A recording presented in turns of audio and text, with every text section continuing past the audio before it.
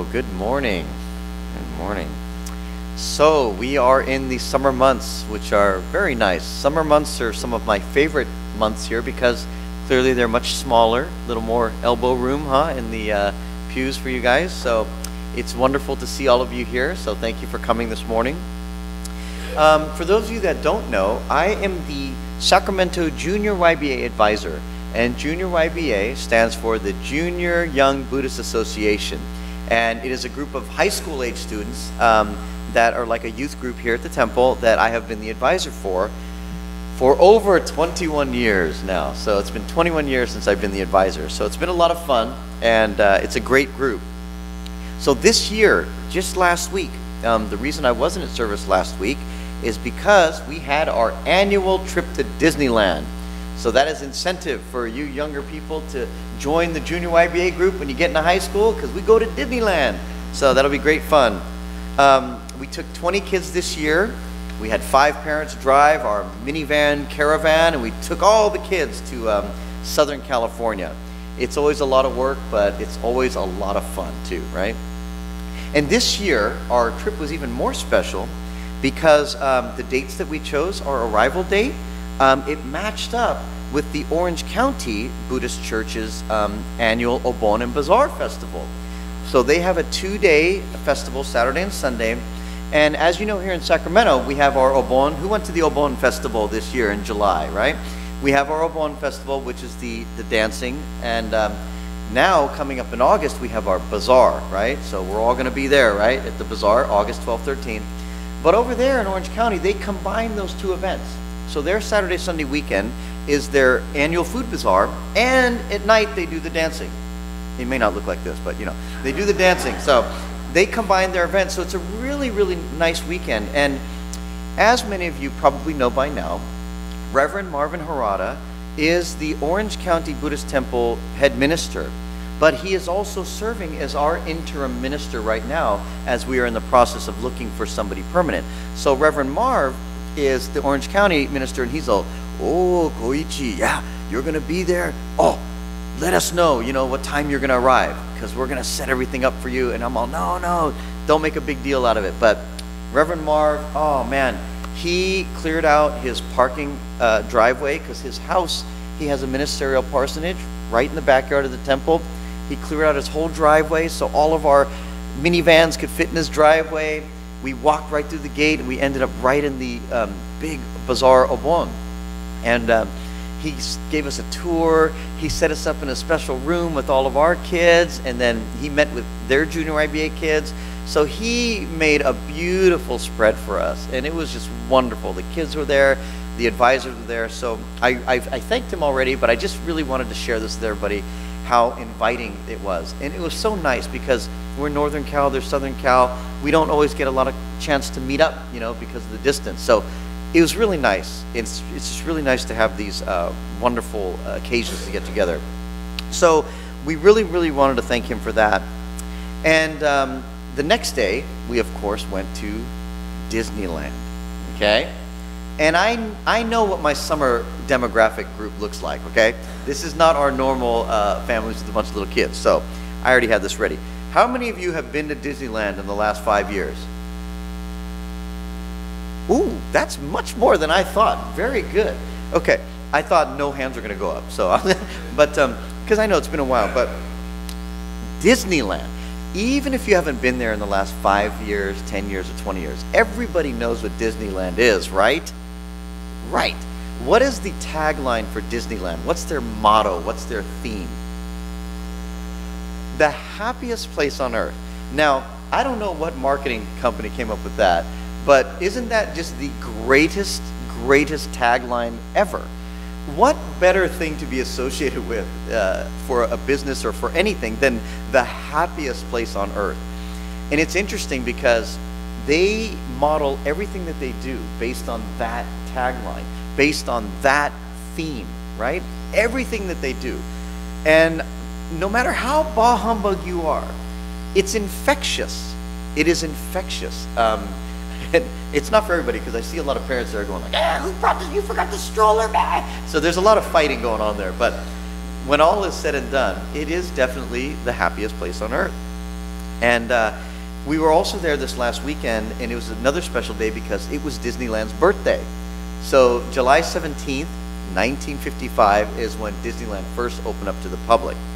And the interesting thing is, when they first opened, back in 1955, it was a bit of a disaster, okay? They're opening a theme park on a level that has never been done before. So they opened the doors, people were coming, and they opened it, it was supposed to be kind of a soft opening to only press and special people. And there were only supposed to be about, 10,000 people there, but there were like 28,000 people that were counted, which is impossible because they didn't even have that many tickets. People printed fake tickets, people jumped over the fence. I mean, it was crazy. It was worse than Black Friday. People were lining up at 2 a.m. to get in. So it's interesting because even in the beginning stages, they had a very rough start. But again, the dream was intact, and they knew they were going to build the happiest place on earth. So, okay, so Disneyland is it's this dialed in thing, right? And the reason I think Disneyland is so popular, the reason I think it's so infectious and so well known throughout the world is not just because of the rides that it built, not just because of the castles that are built, or the what do you call that, Dole Whip, you know what I'm talking about, the Dole Whip, or the famous foods. It's not famous around the world because of its product. You know what I mean? It's not famous just because of what it is. I think it's famous because of the feeling that you get when you go there. The feeling you get when you first buy that ticket and you have your Disneyland ticket in your hand. There's a feeling associated with it. Disneyland, when you go in there, you see people wearing Mickey hats, Mickey cups, Mickey sweatshirts, and everything. I mean, it's an entire brand. So it's a feeling that they're providing you, not just an experience of being there. The other thing about them is they're dialed in. Every single part of that place is calculated, right? Garbage cans every 50 feet. They have a garbage can every 50 feet because they actually did a study on how many feet a person would walk before they threw a piece of trash on the ground. And it was like over 50 feet. They did studies on this. Can you believe it? So they got garbage cans everywhere. They have workers everywhere.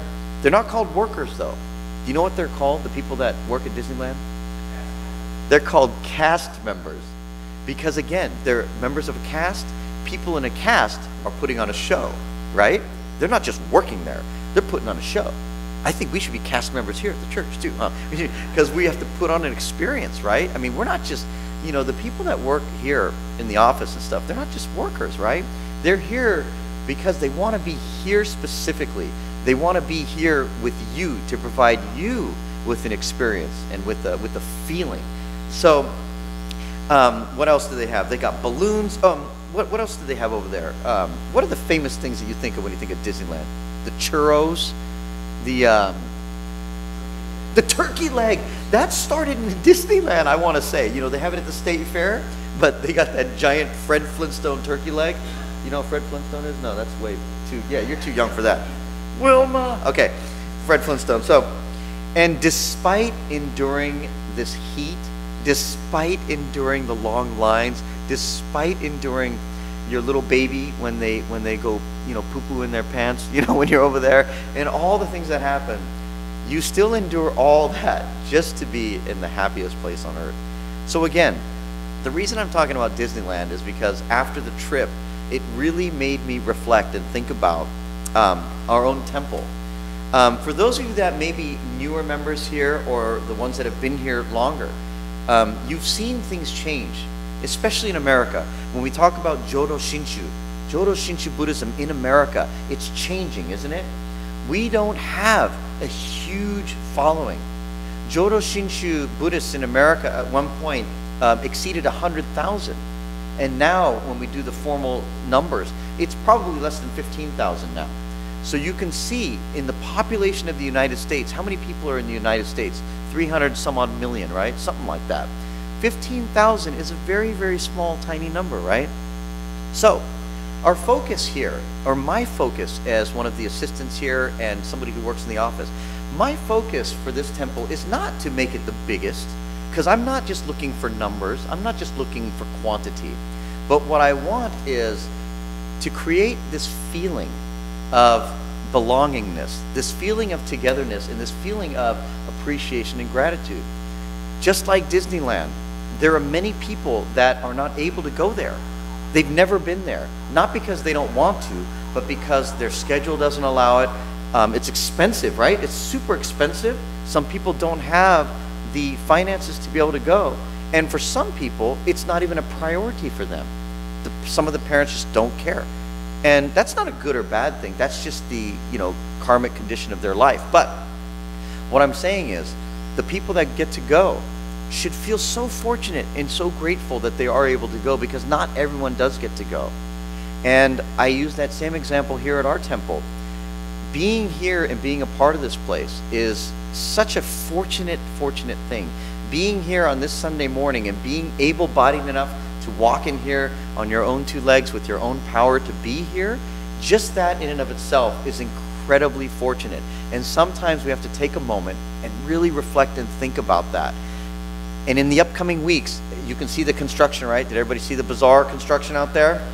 And for those of you that are veterans doing this, we've been doing this for decades and decades. We kind of moan a little bit, and we kind of go, oh, we gotta do all this work for bazaar again. Oh man. And it is tough and it is hard, but I want us to remember how fortunate we are that we are able to do this work, build this bazaar, and have tens of thousands of people come through here and buy food and help support this temple. We are lucky. We are lucky, so we have to remember that. So if any of you have an opportunity to come even just help out that weekend, just come help out.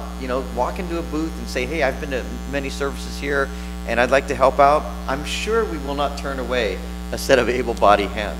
And in being a part of that and experiencing that, you'll get the first taste of what it is to create the feeling here at the Betsuin, just like the feeling at Disneyland.